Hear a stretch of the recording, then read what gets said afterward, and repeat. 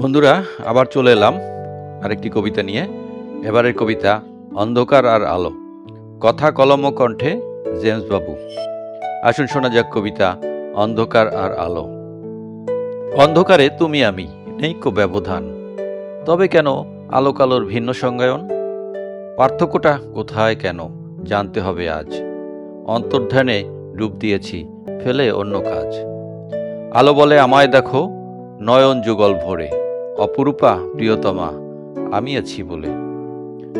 কালো বলে অন্য কথা, রূপের দোহাই ছাড়ো, অন্ধকারে প্রিয়তমার ভালোবাসা হবে কারো। সূর্য বলে আমি দামি, আলোর অনেক তেজ, চারটা বলে আধো আলো, অন্ধকারে বেশ।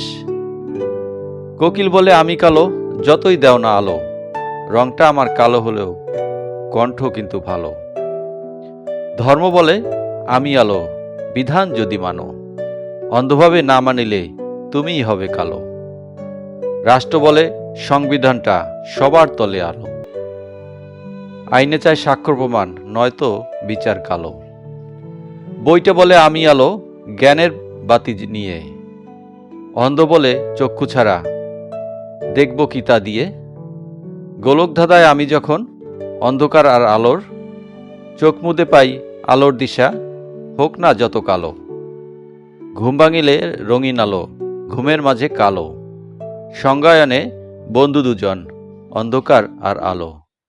বন্ধুরা, ধন্যবাদ কবিতাটি শোনার জন্য। কবিতাটি ভালো লাগলে লাইক, শেয়ার, সাবস্ক্রাইব করতে ভুলে যাবেন না। Bye bye.